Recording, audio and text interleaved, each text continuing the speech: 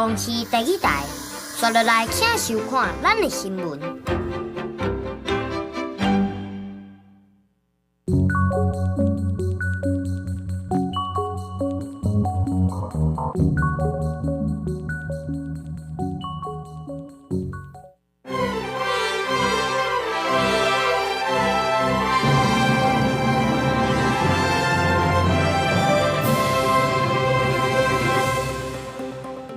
各位乡亲早，欢迎收看今日12月26日台记台早起新闻，我是柯兴竹。新闻一开始，咱来关心下年活动，后礼拜就要举行。台北市政府头前的舞台即马当咧打，早暗6点外，有一个36岁查甫工人，无细致对15公尺悬的鹰架啊摔落来，送病院不幸过往。台北市的劳检处是要求大舞台这工课要先停工，相当也会罚30万。台北市户外跨年舞台咧观工当中，暗晡主舞台工程煞伫昨暗时发生意外，这工人为差不多15公尺悬的架落落去，头部受伤真严重，送医医院救无回来。台北市府表示，死亡原住民工人原本伫大舞台顶悬的木搭，暗晡因为无确实用安全带，无细致发生落落去的重大意外事故。现场工人在施作的时候，其实他现场的安全帽、然后安全绳索还有安全网嘞，都是符合规定的。那这后续嘞，其实我们也是会持续的要求厂商加强相关的劳安作为。发生代志现场有封锁线，劳检处马上派人去现场检查，佮要求现场紧急停工，改善了后才能够继续作业。人员虽然有系安全带，但是这个安全带是不是确实有扣上它的这个施工架上的安全装置？如果有违反治安法，我想我们这个发生重大职灾，我们还是会依法开罚最高30万。主舞台的部分，我们会下令部分停工。工程承包商负责人到派出所做完笔录了后，真紧离开。劳检处后续还佫确认工人的防护安全带是毋是确实有扣掉呢？相关应罚30万。特别开始的跨年活动是毋是受到意外影响，也正受大家关心。记者综合报道。同齐来关心天气，今仔日东北季风增强，会透东北风，全台湾拢会转做湿湿、佮冷冷的天气。咱来看云图。今仔日桃园以北东半部有局部地阵雨，北部、中南部山区、平湖嘛有地阵雨，其他的所在金门、甲马祖拢是侪云。下暗到明仔受南边水汽的影响，除了食方面会落雨，各地头嘛拢有雨伞啊。这两天乡亲若是要出门，爱会记哩扎雨帽雨伞。今仔日日时高温，北台湾大约是19度，也若这19度是比昨昏会感觉较凉。其他的所在高温是23度至27度，感受是较舒适。不过呢，北台湾对今仔日开始会一直降温，会寒到礼拜日。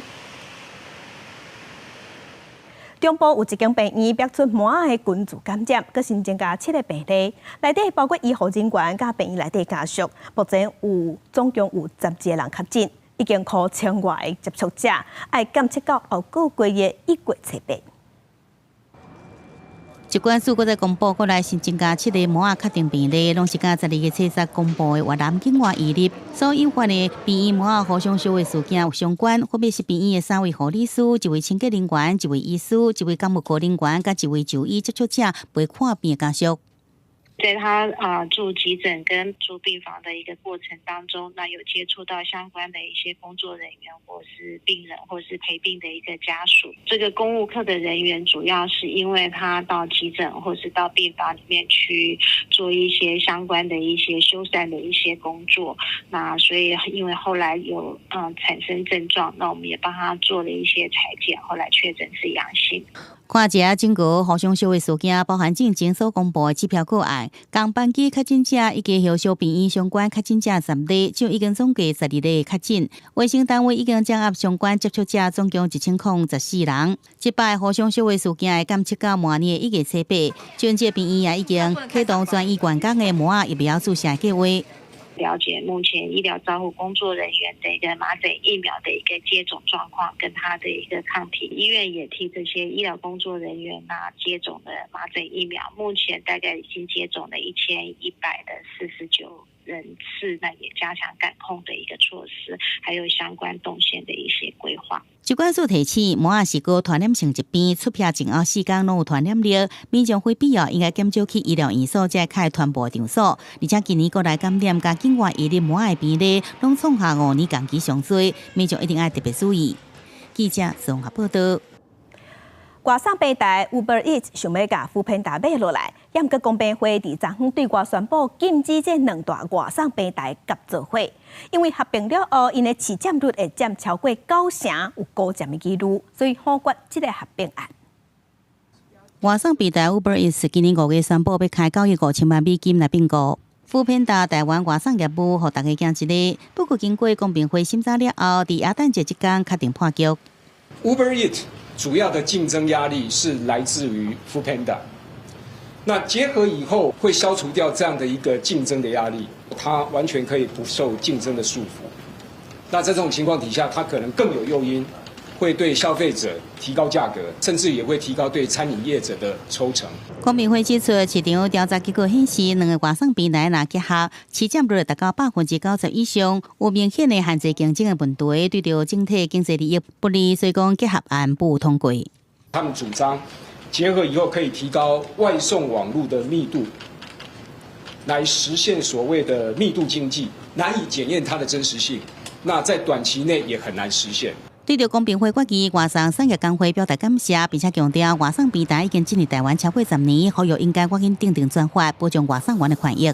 我们也感谢公平会能够从善如流，为外送产业的未来取得更大的利益。因为其实如果变成是独占的话，其实对外送员、对商家业者，甚至对消费者都是3输的局面。今天显然大家来是带礼物过来的哈，我们也希望说我们公平会能够不只针对形式上面，也针对它实质上面会产生的影响，能够继续去 follow 哈。同一天，行政院秘书长景明欣顺利是为公平会委员被提名人拜会立法院国民党团，互关心外送平台并购案的国民党立委讲是早礼物来，气氛真好。也老 Uber Eats 是发新闻稿表达失望，讲对宣布并购以来提出多项附带条件提案，以愿无多解决公平会烦恼代志。不过强调继续致力投资台湾，加带来创新。记者综合报道。有一款 PFAS 的这款物质，会当防水，佮有耐烧的特性，会使用伫化妆品、食品、食物的包装顶悬。也毋过呢，也有一款会遗弃真久的污染物质内底，部分佫有致癌的风险。所以卫福部伫昨昏已经对外宣布，对明年开始，化妆品全面禁止用 PFAS 这款物质。若是抓到，违规上当罚500万。具有抗垃圾、防破水、耐裂这特性 ，PFAS 全佛多氟烷基物质应用伫各种产品，包含化妆品、食品包材等等，有一是持久性有机污染物。环境部已经公告甲预告，禁含超过500种。卫福部10月4宣布，对明年元旦开始，13种的 PFAS 伫化妆品禁用。违者处新台币2万元以上500万元以下的罚款。PFAS 其中的2种，全氟辛酸甲全氟辛烷磺酸，被认定是有着感的风险。伫国内是毋是存在食品内底呢？10月4分别伫100甲112年检验过232件样品，发现数值瓦群背景值无明显的过样。所以也拍算对着食品的包材是毋是养出来这个问题来进行实验。会不会里面有一些成分迁移出来，跟食品接触的时候会污染到我们的食品？我们食品里面法规有一个叫溶出试验，那我们都会持续监测。对了解 PFAS 是毋是存在伫环境内底？环境部109年开始调查伫全台30几条河川的鱼类，加河底的蓝土霉显示数字并无偏悬，也有逐年下降的情形。为了确保民众健康，也是公告甲有告部分种类禁含用，因为伊是真歹分解的化学物质。因为它是一个很难分解的化学物质，所以它会借由在环境流布里面可能就是食物链饮用水这边会进到我们的身体，它不容易排出，所以它会有累积效果。环境部也为此要来修正饮用水水质的标准，强制立管 PFAS。化学署讲 PFAS 种类有上万种，即阵国际上先对流感风险较悬的种类来进行研究，其他的种类是爱来继续监控。记者综合报道。介乡亲，咱同齐来看今仔日报纸的重点。咱先来看《自由时报》，国共客军伫台北车头边仔的车站明年元旦就要开始拆。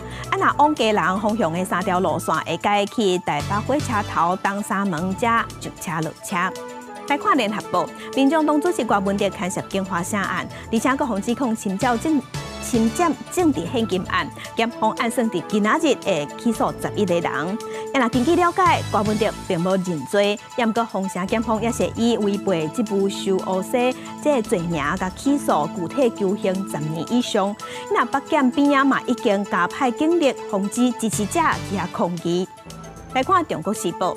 总统府今仔日早起要头家邀请中央和地方来进行无公开的兵力推演会议，会由全社会防卫润成委员担任观察员，针对中国若是对第一岛链进行大规模军演，中央和地方爱安怎应应。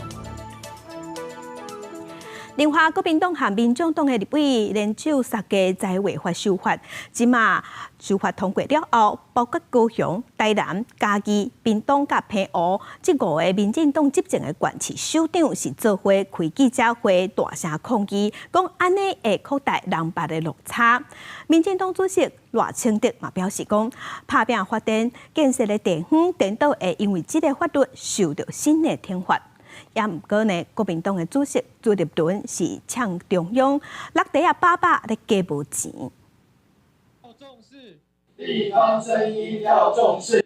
大家较重视地方的声音。民进党南部执政县市的首长，包括高雄市长陈其迈、台南市长黄伟哲、嘉义县长王忠良、屏东县长周春美和澎湖县长陈光福，因日拢特别来到台北，抗议南北两党是联手恶修财违法，中央要放出3753亿给地方。陈其迈批评南北无成划分事权，是先给地方钱，再去讨论安怎开，扩大城乡的差距，和高雄台南变作6岛内面前2名的受害者。我们在财政所得的逆分配，这个对南部来讲是非常不公平，所以也进一步的扩大南北差距，恶化城乡差距。这不是中央跟地方的战争，也不是县市间的战争，是政客之间巧取豪夺、作践南部的一个战争。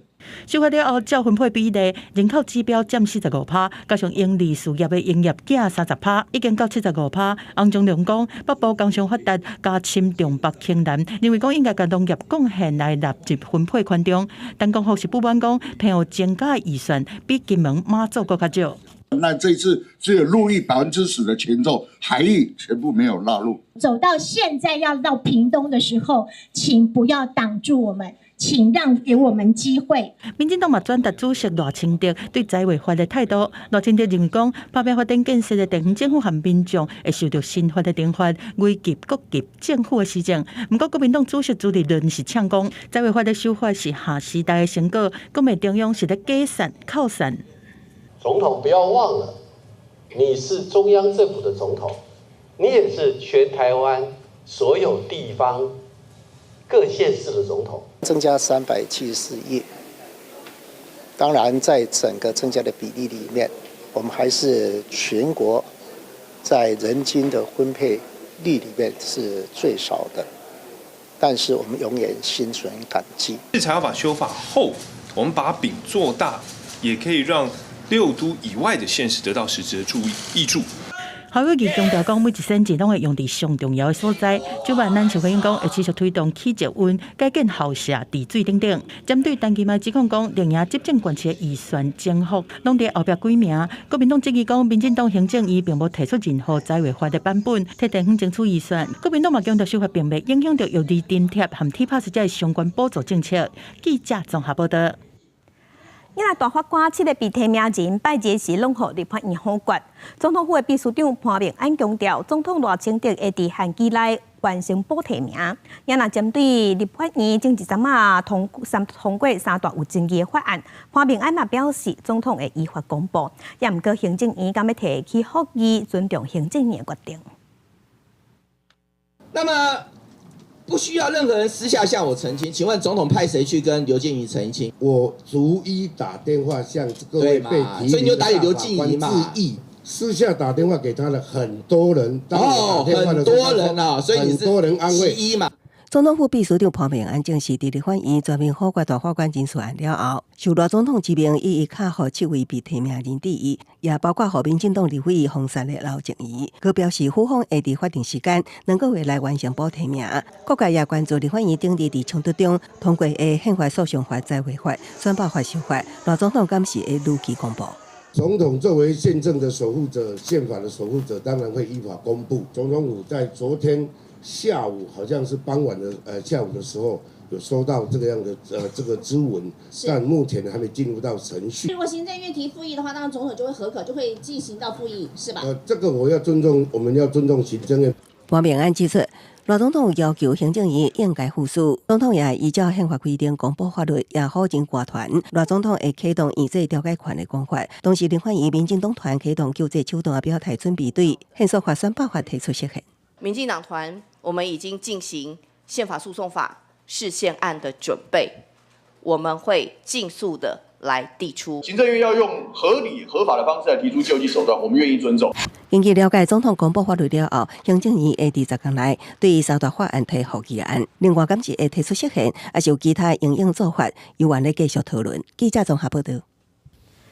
卫福部伫前一阵仔有标出霸凌案，民众党团批评卫福部做的调查报告根本就是咧互相暗砍，对受害者是造成第2届的伤害。民众党团即马嘛搁放调讲，若是无甲霸凌案调查清楚，安尼就要甲卫福部的预算全部拢保留。卫福部长长官技术强标职员侵权，甲拍地更新，也有其他长官录音档流出来，对员工大声喊骂。政治技术执场霸凌案件的滚价，民众党团认为卫福部做的调查报告无对外公开，这期官官相护。卫福部长柯泰源再去参加立院规款会，伊回应是为保护受害者告知，已经将去识别化的调查报告送到国会员办公室说明。到委员的办公室有12名请他们去审阅了那大概这里面也有各个党派大概那我们当时的决议是2个礼拜内会完成，我们都是按照会议的协议在进行。民众党伫会议单招组表示，送到委员办公室的报告书看完就回收，所以伊甲助理用记忆倒出大部分的数据，佮用其中一件无成立霸凌案做例。因为公务员惊秘书后清算，唔敢接受调查访谈。刘义娟的匿名的问卷有140份，但是有114个人他不愿接受访谈，所以我不知道他怎么去挑了17个人出来。而那17个人出来，15个人都帮他讲好话。单招组呼吁卫福部爱提供互员工员工进会，而且唔惊被秋后算销申诉机制。按若无调查报告出来，也只是造成被霸凌者的极度伤害。各地的维权会顶悬，各要求柯泰源爱回失礼。你道歉那一句道歉都没有，你要道歉要有为什么样什么事来道歉。那我明白了，那就是我们民众党团跟陈昭之所有的这案件我们就全数保留。在会议当中，民众党将卫福部预算提案全部保留。总调黄国昌伫这进前就强调，若卫福部无直接互真相水路就出，民众党会具体反映伫对卫福部的预算审查顶悬。记者综合报道。有一个查某囡仔伫麦当劳做工读生，那亲像是受到主管性侵，尾行底路上袂开。劳动部长洪成汉即马是表示，资方爱采取有效的措施，毋是甲加害者开除剁掉就准煞。也若台北市的劳动局嘛讲，即马要甲即间麦当劳罚100万。说投资这样获得利润，就可以帮助家里。为着退出来倒趁钱去陷入诈骗，未成年的查某囝伫麦当劳做工读生的时阵，疑似互主管权势性侵害有1年。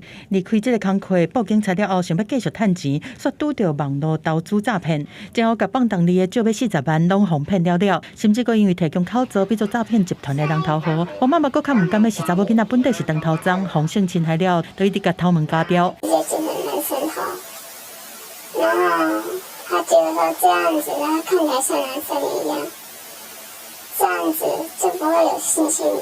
查某囡仔妈妈阁讲到涉案的主管，常常伊会当加白班趁钱的集团来威逼侵犯，甚至对查某囝手机仔内的对话发现讲，这个主管疑似嘛有对其他的查某同事性侵害。妈妈不满讲因囝身心严重受创，落尾是惊底路，但是麦当劳敢若开除涉案主管，处理态度是真消极。进前阁出来引导嘛，敢若讲危害尔，嘛是无回实的。这个事件是引起真大的关注。劳动部长王新涵讲，告主不是开除加害者都无代志啊。听闻性骚扰的状况都必须采取立即有效的纠正跟补救措施。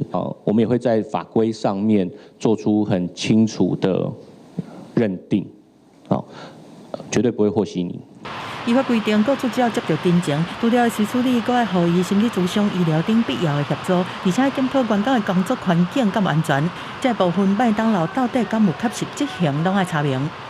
有一些相关的教育训练提供，好跟这个工作场所环境安全的这个防治的检查、检核，那这个都有可能会是雇主没有尽到他该有责任的地方。少女的家属一直担无麦当劳和涉案主管会当回实的和赔偿。专案的权责处理机关台北市劳动局第一接到麦当劳提出的调查报告了后，认定麦当劳司法了无对受害者提供必要的服务，认定违反性别平等工作法罚100万。记者综合报道。去年，咱国内有爆出有关查某囡仔去翕私密影像，甲放伫网络顶悬卖这个案，检方伫去年12月份的时已经甲嫌犯起诉。台中地方法院伫昨昏一审判6个人1年5个月到12年的有期徒刑。检调是查出这6个查甫人涉嫌是讲，依做model来翕相，就当趁钱，才会来骗查某囡仔去翕私密影像。有86个查某囡仔受害，上细汉的敢若9岁尔。台中地方法院一审宣判，依照违反儿少性剥削防治条例这罪名，上当甲嫌犯判12年有期徒，其他各有5个人分别是判1年5个月到10年不等的有期徒。专案还阁会当上诉。台南新化顶个月发生一站火烧车的意外，2个人受重伤。即马调查的原因出来呀，是车内因内心有在喷这消毒歹味的物件，先喷过了后，验过呢无通风，就随伫车内被食粉点用来达点粉，才引起爆炸。所以消防局是提醒讲，民众若是用这款物件，一定要遵照产品的用法，避免发生这款爆炸案。消防车到火烧车现场，几台车已经陷入火海，各不出乌烟。好在在车顶2个人家己脱困，不过依然被烧伤。今个月底发生在新化的火烧车意外，经过将近1个月调查，是车内喷毒草剂和点粉引起的。研判是因为那个车内的人员使用车内的除臭剂未依照使用说明，并且在车内使用打火机点香烟造成的。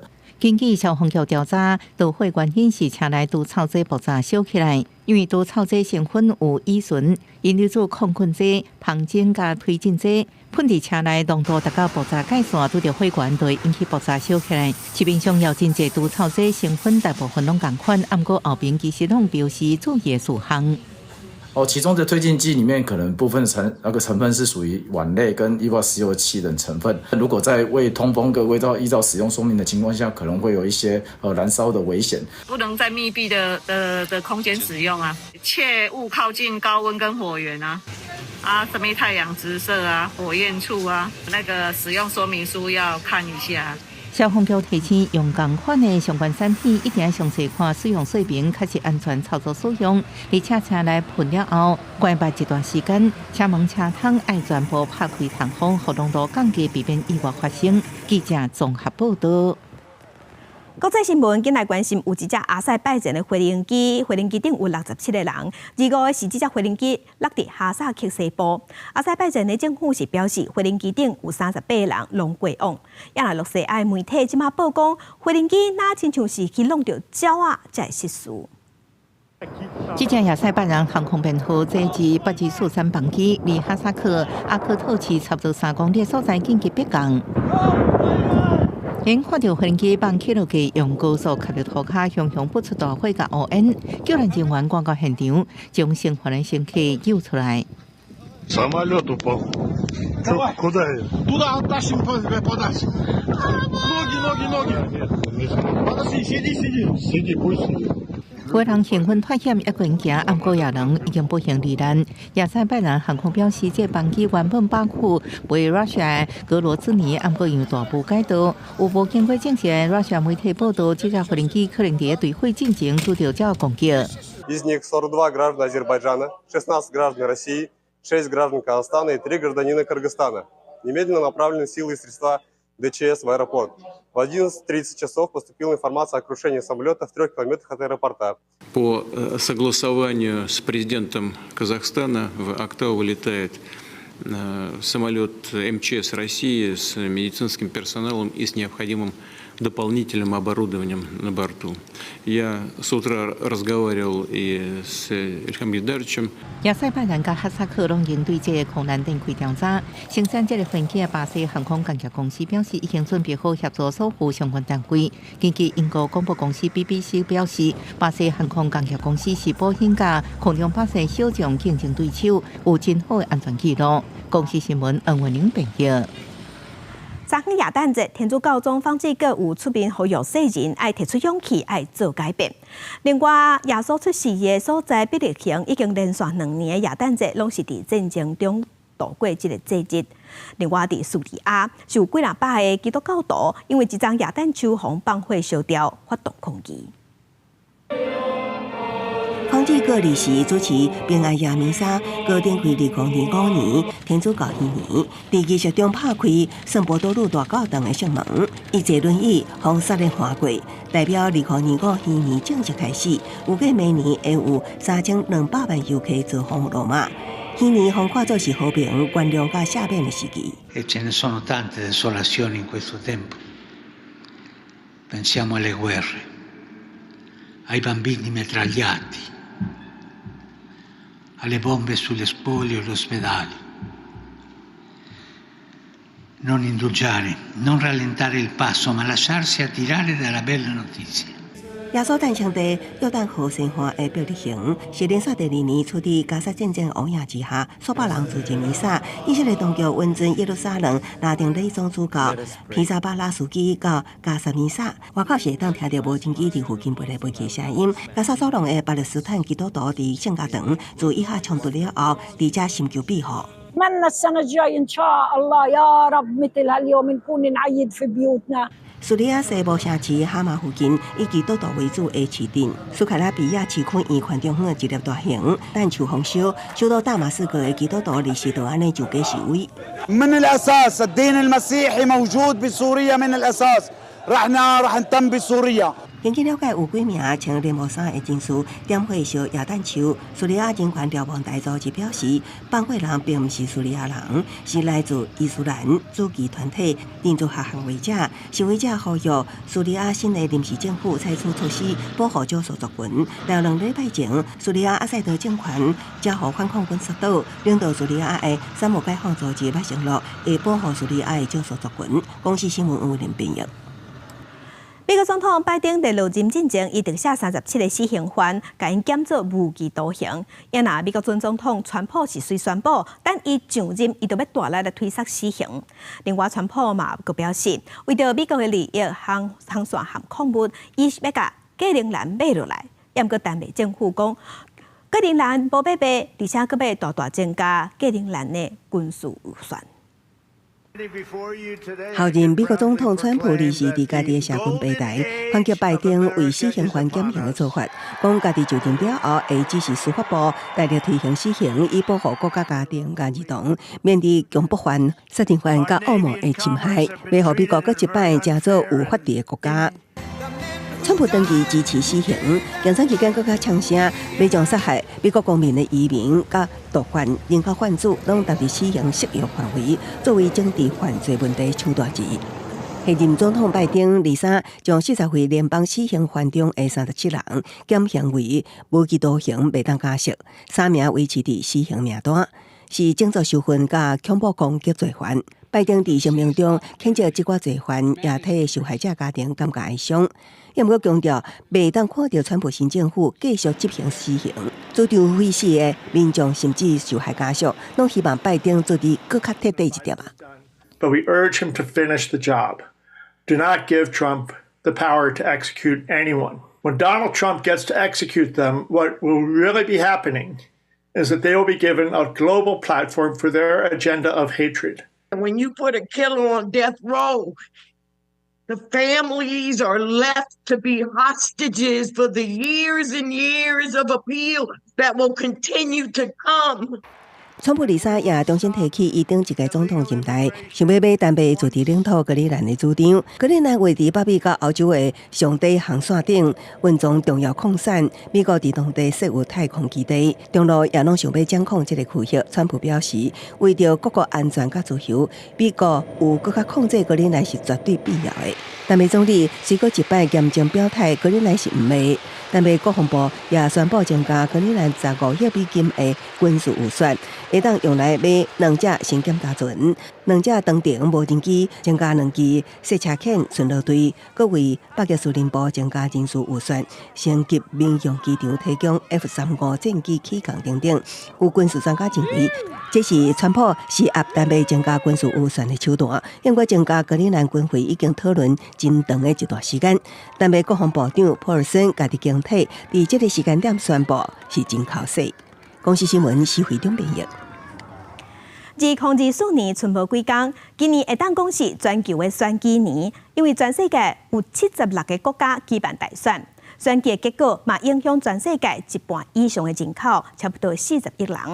伫2024年的尾声，带乡亲做伙来关心这选举对国际上的民主路有啥物影响？共和党总统候选人川普戏剧化政治路，有影亲像一出电影同款，选举进前险啊，互人暗杀，只有耳仔破皮流血，结果选赢总统，成做美国历史上第2个连任失败、重新登去白宫的总统。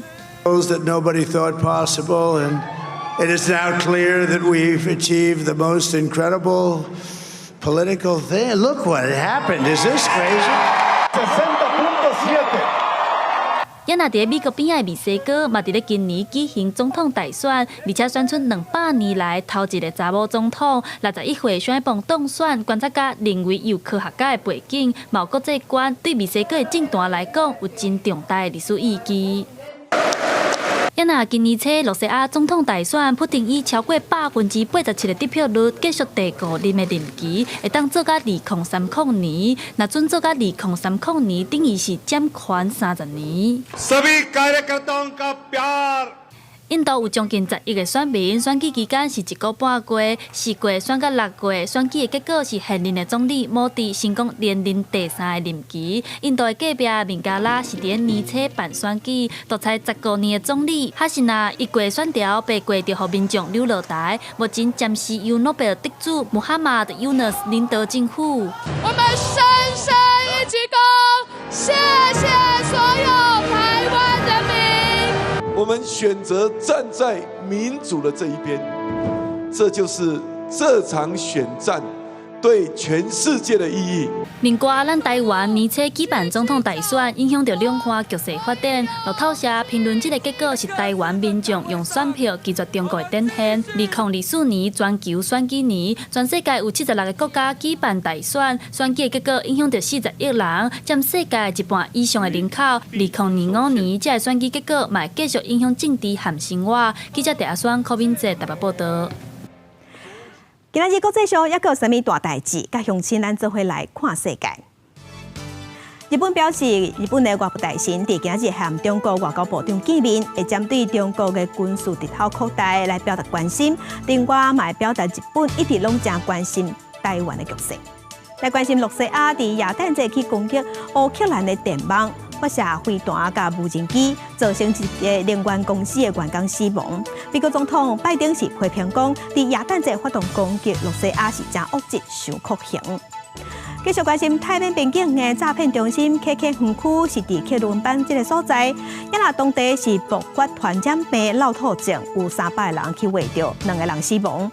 附近的边仔泰国嘛传出有4个病例。即马泰国政府已经赶紧把边境关起来，防止疫情扩大。镜头转来，咱国内来关心台中，阁传出有国校的野球队教练对学生囡仔不懂管教，阁用歹听话侮辱囡仔。教育局和学校即马拢已经展开调查。因为学者是建议讲，教练在培训的时爱加入霸凌，也阁有性平这个教育课程，互教练唔通阁照传统的方式去教。球局就踩伫球场边，场顶拢无人。台中市丰原区一间国小的棒球队，有球员的家长指控讲，总教练涉嫌体罚和污蔑学生。学校和教育局拢证实有接到投诉，已经开始调查。接获家长反映，该名教练已有言语不当对待学生，教育局已责成学校加速调查。他经查证属实，将依情节轻重，最终可处以解聘之处分。教育局讲，这个教练是学校家己请的。今年3月就捌互投诉讲，用校卡仔去讲学生的肩胛头不当管教。查证了是事实，记一摆新改。这摆是互家长反映讲，用不当的言语去侮辱学生。人本基金会肯定学校积极在调查，无应该以比赛的名次还是学校的名有做考虑，都凊彩处理，互无适任的人员在国校走跳。漠视是一个非常重要的一个环节，就是如果我们这个观念不翻转。我们的这些的就是体育班的学生，其实还是会受到很多的暴力对待，包括语言，包括就是体罚。学者建议讲，现行的教练证是单项运动协会核发的，嘛应该进步，把霸凌和性平事件在通识课程加入去，避免教练各用传统的方式去教，结果打着管教的红线，对师生拢是一种保护。就是过往教练证的发放，它可能重点放在是你对这个运动专项的了解，或是你的技能嘛。那可是我们相对的，现在随着整个社会环境的改变，我们可能对一些比较通识，例如儿少权益或者性平的这样的课程，我想应该还是要适度的加入在我们的培训课程当中，这样才可以保护教练，也可以保护我们的学生。针对个别小孩的部分，那个是比较个案，我觉得它不能统盖到说教练对所有的小孩都是这样。不过，有其他的球员家长讲，投诉这是个案，这个教练对其他的学生并无不当管教。教育局强调讲，这个教练是1年1聘，若是查证了后发现是事实，上当会当甲改聘。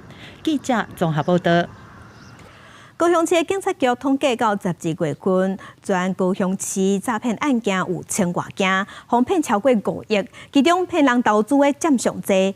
而且呢，伫最近佫掠到虚拟货币诈骗，是骗民众用诈骗集团提供的假软体伫遐投资，佫甲骗讲是投愈侪会当趁愈侪，有人已经哄骗700万。来到永租公司，警察查到未少处提土地的所有权证，发现这间永租公司敢若甲诈骗集团斗空，骗民众抵押房产换现金，也钱拢互怪怪去。投资的标的就是虚拟货币，其实也是后端他们在控制的啦。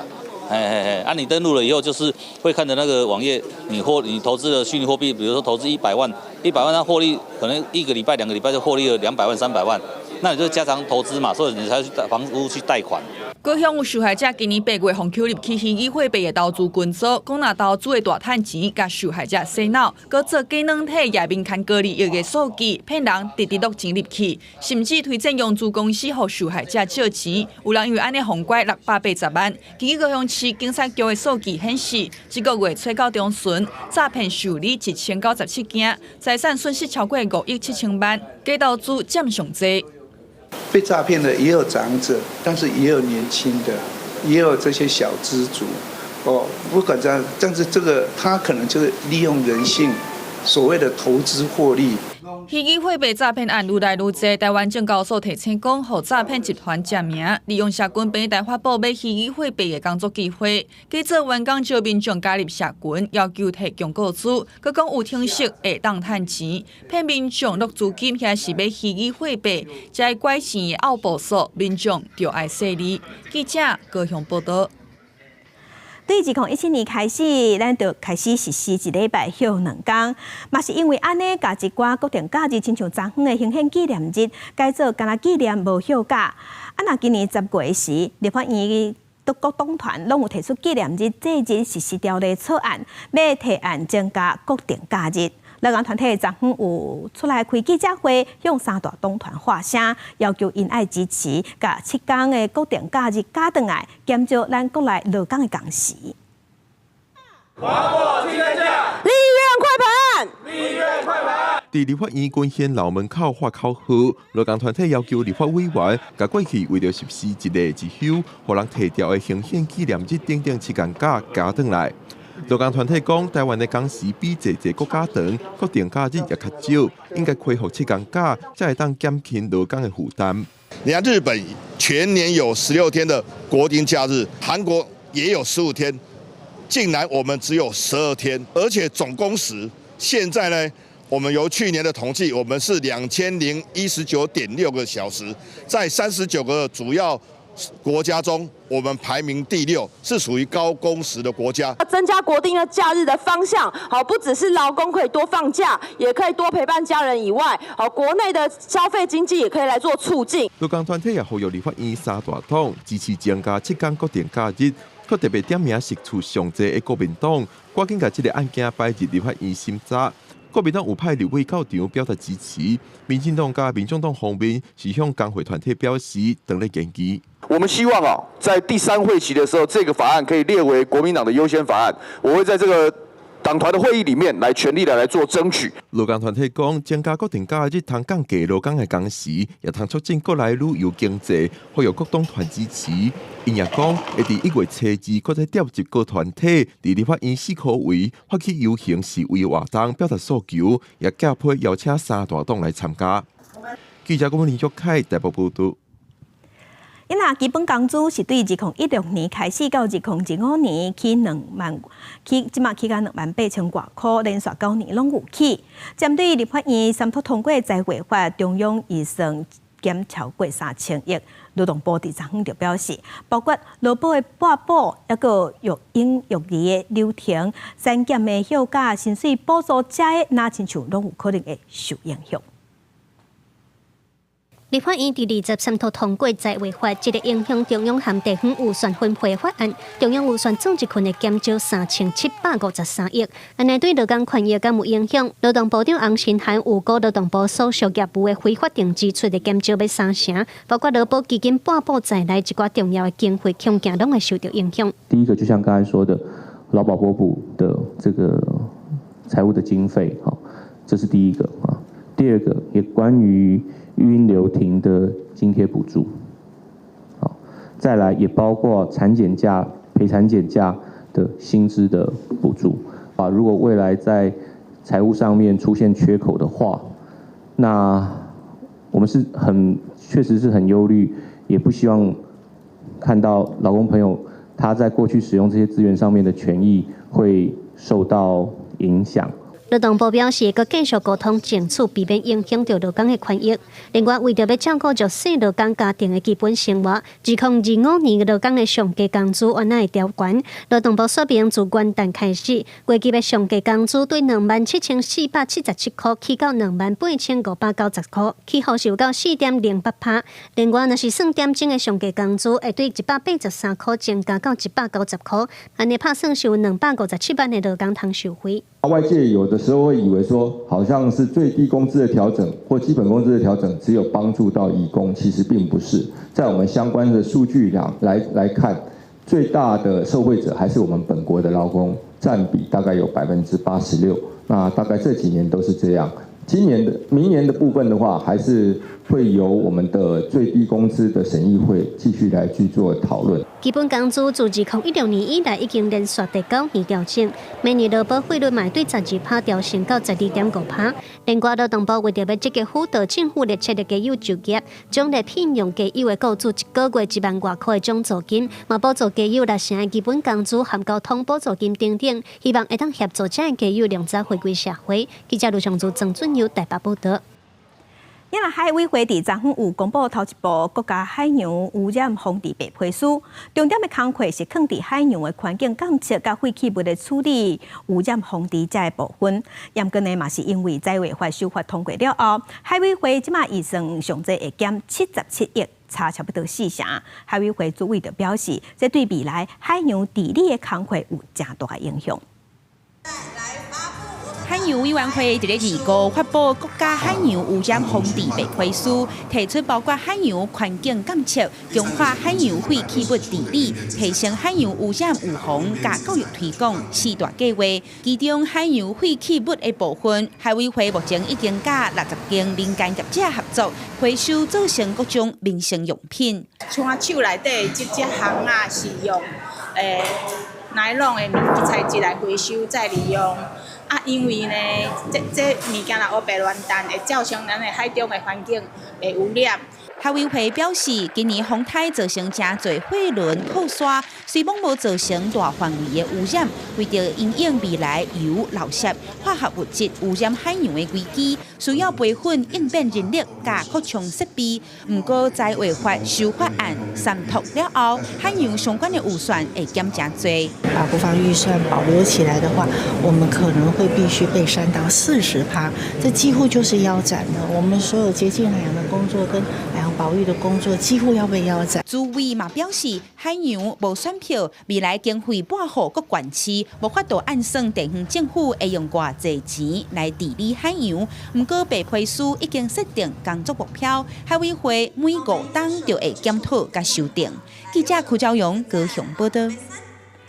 现代电厂燃气机组即马断得起，即马是传出来讲，伫厂区内底用机啊，时间的步道拢无平，甚至有诶佫生鲜，造成工程人员受伤。加上今年4月份爆发成工人涉事意外，即马厂区内底工安是引起质疑。台电表示，时间的机啊，拢有要求厂商爱符合规定，而且会佫去了解状况。劳工局是认定讲，确实有欠点，会派人去劳动检查。施工的时，行的踏板脚轻轻踏就翘起来，脚一高也会当翘起来。另外一边是有破空，也是关节无平。有一寡应届甚至已经生鲜，多数民众指控工地会当讲有真侪所在拢有问题，身体红烤伤，也是夹着伤拢是异常。踏板每个都像脆皮酥一样，都是泡水泡到生锈，踩下去整个就碎掉。是用铁丝绑的，而现场我看全部都是用铁丝啊，因为就是那个。没有人要用的那个很久很久的材料那种感觉啊，然后就很烂。工地人员只要行伫顶面拢真紧张，都惊大无好势摔着伤，因为工地上悬有30公尺，挖10层楼悬，施工架甲踏板也亲像无符合安全标准。在我的左边是新达电厂，其实在另外一头呢就是新建工程，但是有民众向我们陈情，在里头呢使用的阴架以及步道有些不符合国际标准。跟咧进行基础更新改建的现代电厂。今年4月才发生工人坠落死亡的事故，从下令停工到裁罚，即马佫互民众检举现场无改善，真危险。施工架的构筑材料有生锈变形的情形，而且工作台踏板未确实绑结固定，是违反职业安全卫生法第6条第1项的规定。劳工局检视资料，初步认定厂区涉嫌违反治安法，会派人劳检，加强来去巡检，来去督导看是不是有这种情形。如果有，我们会去改善，但是目前来看，我们是都符合这一些国家所定的一些标准来去施工。工程已经为外施工，台电回应初步掌握，厂区使用的施工架拢有符合国家规范，会进一步厘清民众定情的状况，也会要求厂商一定要落实相关规定。记者综合报道。台基本看榜来关心，为着要达成台基家庭4万户的目标，文化部启动培育台基家庭计划，鼓励民众做回来登记，成做台基家庭。文化部嘛伫各县市推出活动，目前有10个县市参加这个计划，希望用多元的方式鼓励大人甲囡仔做伙学真台语。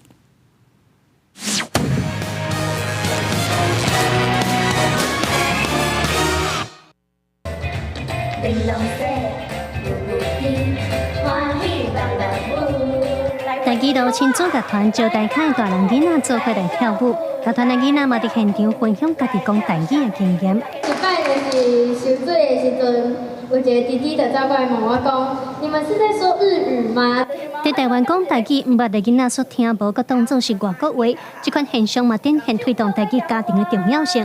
文化部第2号举办培育台语家庭计划的启动记者会，打算透过韩国县市民间团体合作，用多元的方式鼓励民众伫家庭生活中学进台语的使用环境。我们长期是在华语的主流下，大家都流失了，所以就华语，因为恢复母语的就是恢复每一个族群都是平等的，都要开始啊！文化部表示，只要2人以上，就通登记做台语家庭，总共分做2类，有初阶的台语学习家庭，甲正阶的台语文化家庭。若是学习家庭，通摕到讲台语礼包，内底有送台语文作品甲意识手册。不过，不管是倒一类，拢要透过参加文化部认定的台语课程甲活动，才通累积点数，领到奖励金。有学者就呼吁文化部针对这的配套课程甲活动，就要有监督的机制，才袂互内容走精。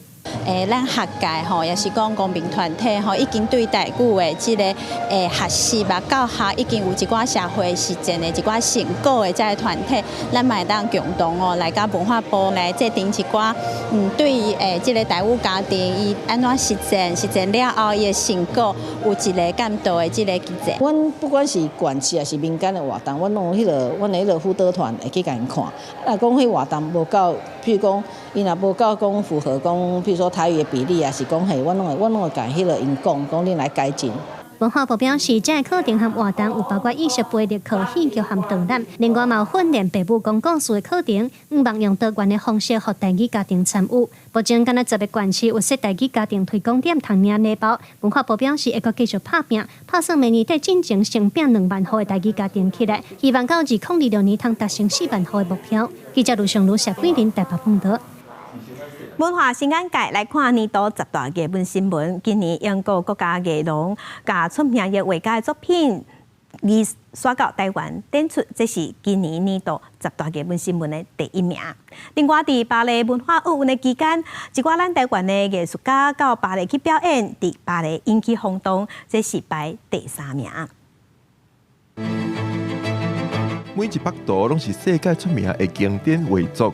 英国国家艺廊200年，因伫今年5月到9月，到基美博物馆办展览，展出本届复兴时期拉斐尼的画作，到后印象派画家梵谷的作品，甲世界性的艺术品带入来台湾。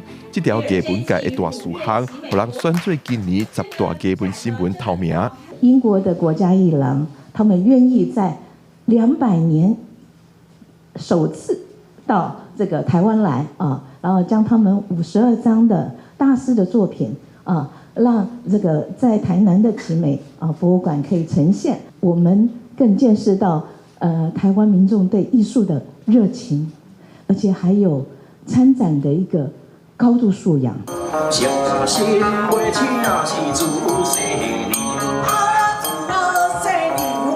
台湾bản松的传统民俗看蒙歌伫法国巴黎表演。今年8月巴黎文化奥运有122个来自台湾的艺术家到法国巴黎办57场公开演出，累积超过7万人次参访。透过巴黎文化奥运，让台湾的文化走向世界。巴黎文化奥运也入选10大艺文新闻第3名。那我们的艺术家也到国外去，其实这是一件好事，我们就让国际也看到我们。然后我们也可以看得到国际，我觉得是互相的，就是共荣的。那个荣有一个是光荣的荣，共荣；还有一个荣是融合的融，也是共荣。北艺大讲透过这2条新闻，通了解引进世界艺术到台湾，告输出台湾艺术到世界，拢是民众真要义的代志。另外，电影导演李安得到日本艺术大赏，2024台湾文博会伫台南举办。4月初3大地震地区59大分子受损，拢入选10大艺文新闻。北艺大讲民众多元，显示愈来愈多民众关心无同的艺文公共议题。记者龚林玉凯台北报道。即马人类探索太空是伫土地创下新纪录。美国嘅 NASA 太阳探测器帕克号2飞到离太阳敢若610万公里的所在，这嘛是有史以来人造物体上远日头的距离。探测器伫日头附近豆豆出轨，虽然敢若短短几秒，却是人类太空探测史上上重大突破。美国航太总署 NASA 发射的太阳探测器帕克号，伫地球时间平安暝即一日飞到离太阳表面只有380万英里，差不多610万公里的所在，创新纪录。And most recently, it had a Venus gravity assistant. So now it's going to fly within 3.83 million miles of the surface of the sun, which is closer than any human-made object has ever gone before. 610万公里听起来真远，不过若将地球甲太阳的距离15000万公里当作100公尺来看，帕克号员工是离太阳4公尺的所在近距离接触，还承受982度的高温无氧气，可以是真高的强化碳材料，加上用水散热，还佫有金车动力帮助探测器打洞啊，和帕克号用收集相关的数据，帮助人类更加了解太阳。We're here at solar maximum, which is the time that the sun is the most dynamic and it has explosions all the time, these huge coronal mass ejections and solar flares. 为金星甲太阳拍克号计一搭当过上千度温差，就11月动力造杀，伫上好的时间点近距离观测太阳，希望尽可能收集一变甲闪焰活动的物质，解开太阳的节能之谜。公视新闻陈慧珍编译。天气报你知，同齐关心今仔日各地头的温度。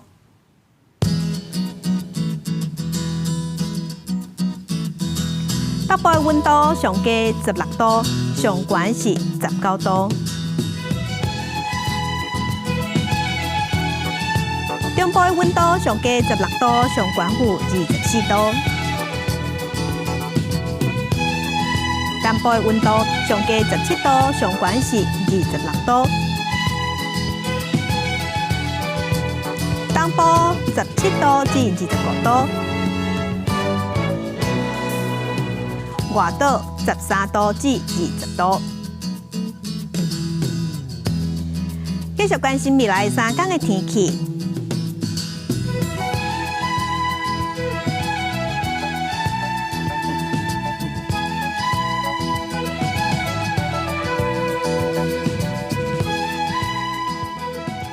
感谢乡亲收看，真亲平安顺心，明仔早起9点，咱再会。